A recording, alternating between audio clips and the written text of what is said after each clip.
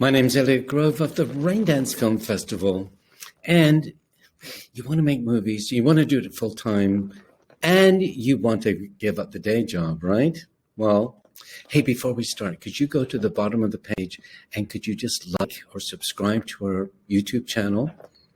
While you're there, you'll see a link where you can subscribe to our free newsletter 3 times a week with all kinds of interesting information. This little segment is part of the Creating a Business Plan class that we do at Raindance. Many filmmakers, just like you, have found this a really useful way to advance their career, creating a strategy for yourself. Well, kind of the first step to giving up your day job is go to a lawyer.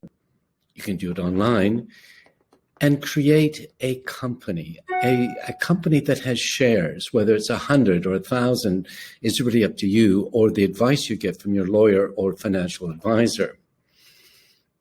Now, if you're in the United Kingdom, this link here, you can actually go and get all the information you need to set up a company yourself. It's very inexpensive. And if you have any questions, you just call that number, and there's a very nice lady in Cardiff who will help you sort yourself out.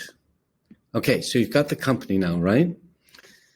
The next thing you do is you take that great idea you've got for a movie, that screenplay, that short, that feature, that whatever it is, and you sell it to your own company for $1, €1, £1. You no longer own the copyright to this project, but your company owns it, and you own 100% of the company. Now, when you've done that, remember that you need to make sure that you have the rights to the script. So if it's a friend or a writer, make sure that they sign a proper contract. Our legal suite of films in the members area or on our courses will tell you how to do that.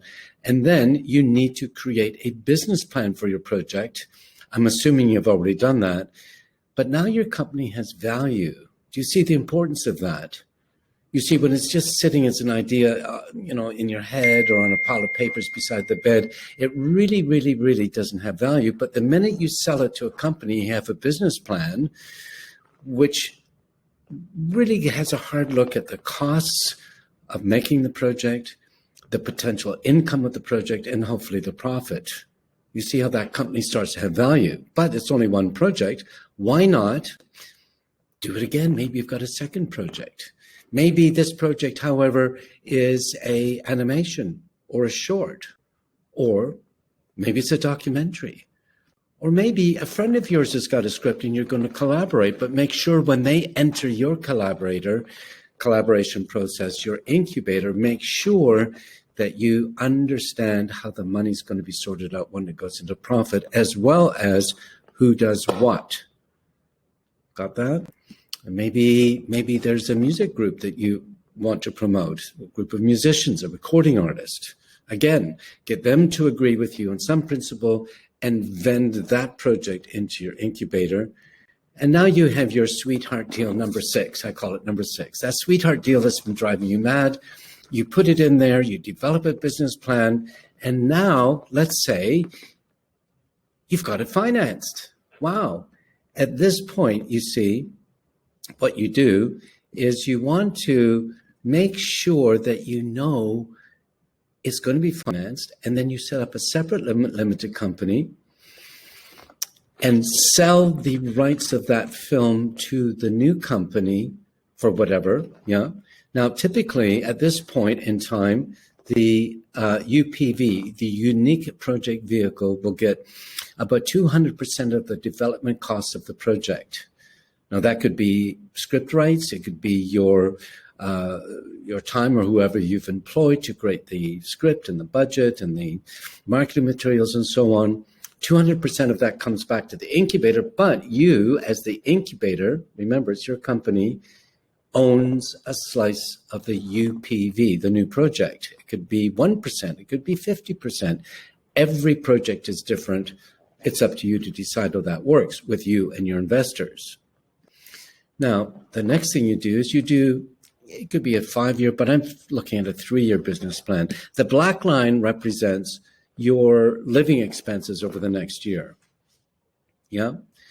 And then let's say after a year, you get your first project financed, and as income starts coming in, but at some point you see income is going to exceed expenses. It's right around here, year 3, 2.5, year 3, that you give up the day job, right? And there you are. Now, some people don't like doing this because you're essentially mortgaging off or pre-selling your future profits, which is a disadvantage. And some people would rather do it all on their own. But the minute you take on investors, you see, they're going to take a slice of the incubator. Let me explain how this works. So let's say you've got an investor that is really interested in putting money into your UPV, that sweetheart deal that you've got together. Well, you can offer them 3 options. They can put money only into your sweetheart deal, or they can put money only into your project incubator because they think there's more eggs in the basket. They have a better chance of making money, or they can put some in the UPV and some in the incubator. Do you see how it gives your investors options? It's a very interesting and powerful tool. Okay, let's going back here. Now, what we do at Raindance, let's suppose this is the world of Raindance and all the people with scripts that come to us through our Raindance Raw Talent Incubator, we call it.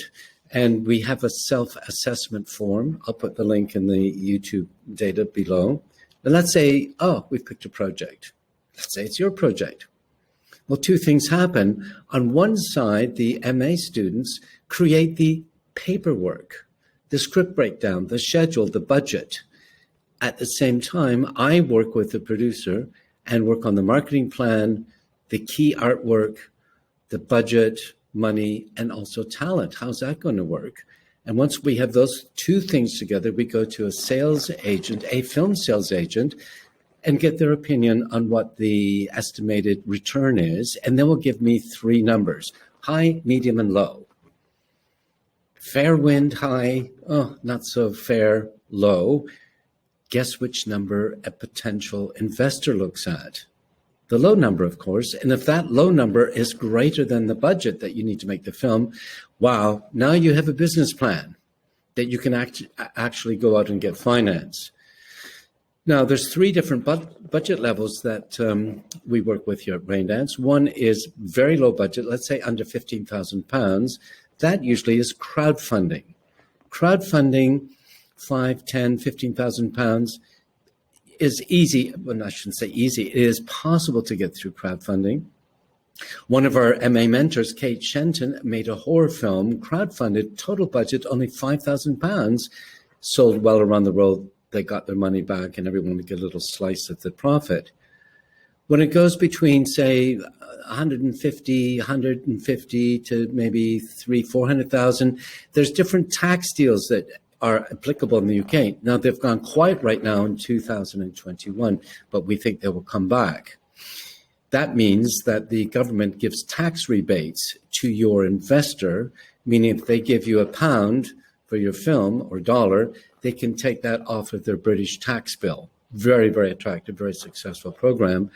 And if it's over 800,000 to maybe 2 million, 3 million, now we look at a co-production where you partner with another company in another country, and they can vend in their tax deals to the budget as well and help you make the film. Well, that's about it, really. But this isn't new. You know, about 100 years ago in Los Angeles, the film studios at that time were basically, if I can be crass for a minute, money laundering vehicles for the mob money coming out of Chicago, New York, LA. And they would make movies with it. And the moguls at the time treated the talent and the crew so badly that one day a whole bunch of them left. Writers, directors, producers, camera, makeup, actors. And they went downtown LA and they chipped in a bit of money each, rented an office, and manned the telephones, helping each other find work. A cooperative. And you know what? That's still going today. It's called United Artists. When I travel around to the different Raindance hubs, I see these little groups of people working together in the same model as this, sharing the work and sharing the spoils. It's a very good thing. This also is used in music. You know, David Bowie, the famous, amazing musician, about 10 years before his death, he actually floated all the future income from all his recordings on the stock exchange in America, raised $60 million. So that those investors could share in the profits from his past work. There's many, many ways, different ways to do this, but basically that's the basic principle. And what's more, all it takes is ambition and talent. We know you've got the talent or you wouldn't be here. My name's Elliot Grove of Raindance. That's how you get a hold of me. Please tell your friends, share this, like it on YouTube. We'll like you back. Thanks for watching.